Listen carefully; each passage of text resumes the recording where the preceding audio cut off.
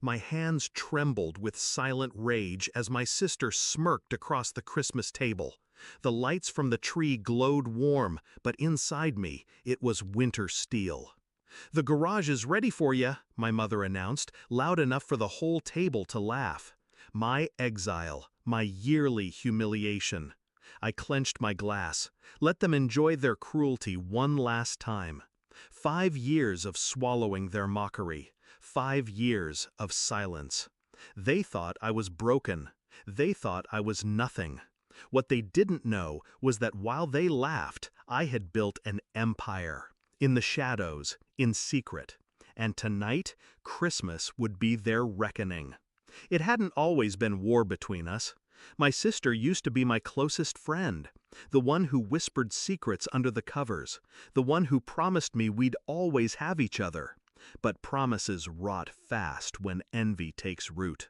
I first noticed the shift in her eyes when I got into university, and she didn't. The way she smiled too wide when I failed my first internship.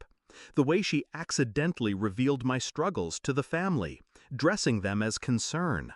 By the time my business idea failed and I had to move back home, she had fully sharpened her knives. Every family dinner became theater. Her mocking jokes, my parents' laughter, their pity disguised as advice. And then came Christmas 5 years ago. She handed me a box wrapped in gold. Inside, a mirror.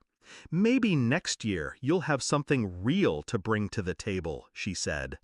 That was the night I stopped being her sister and started becoming her executioner. I didn't argue.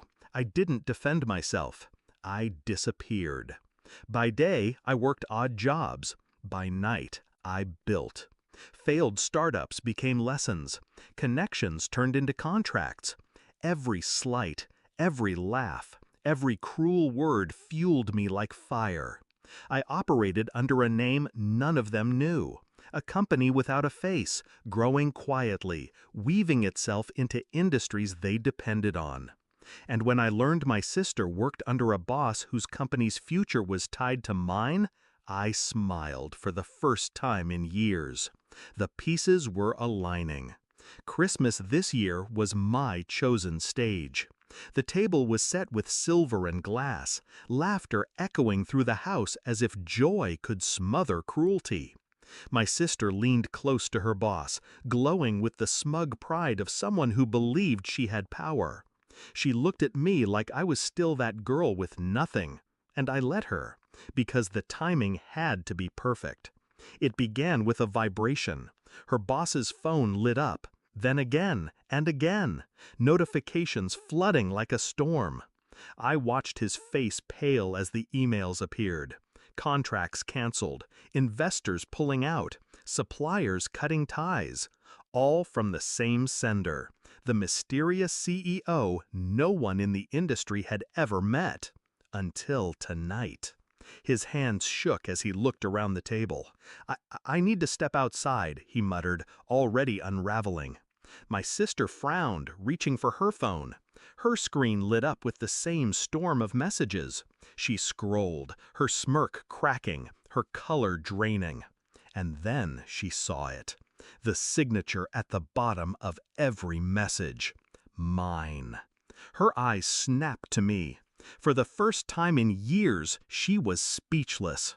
I leaned back, my voice steady, cutting through the stunned silence. "Merry Christmas, sister."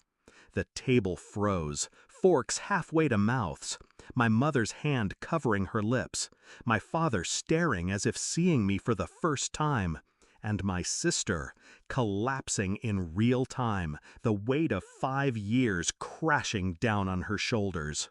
The climax was quiet. No shouting, no chaos, just the slow, crushing realization that I wasn't the failure they thought I was. I was the storm they never saw coming. Her boss left in a rush, already on the phone, already ruined. My sister sat trembling, the glow of the tree lights mocking her pale face. And I stayed calm, sipping my drink, my revenge unfolding like a symphony I had composed note by note. Later, when the dishes were cleared and the silence was heavier than the snow outside, I walked past her. She reached for me, whispering, "Why?" I paused. 5 years of exile. 5 years of laughter at my expense. 5 years of her mirror reflecting nothing but cruelty. "Because you taught me how," I said, and walked away. Now, as I sit in the quiet aftermath, I don't feel guilt. I feel release. My empire is no longer hidden. My voice no longer silenced. They mocked me for living in the garage, but tonight I left them buried in ruins they can't escape. And my sister finally understands. I am not the failure she created. I am the reckoning she earned.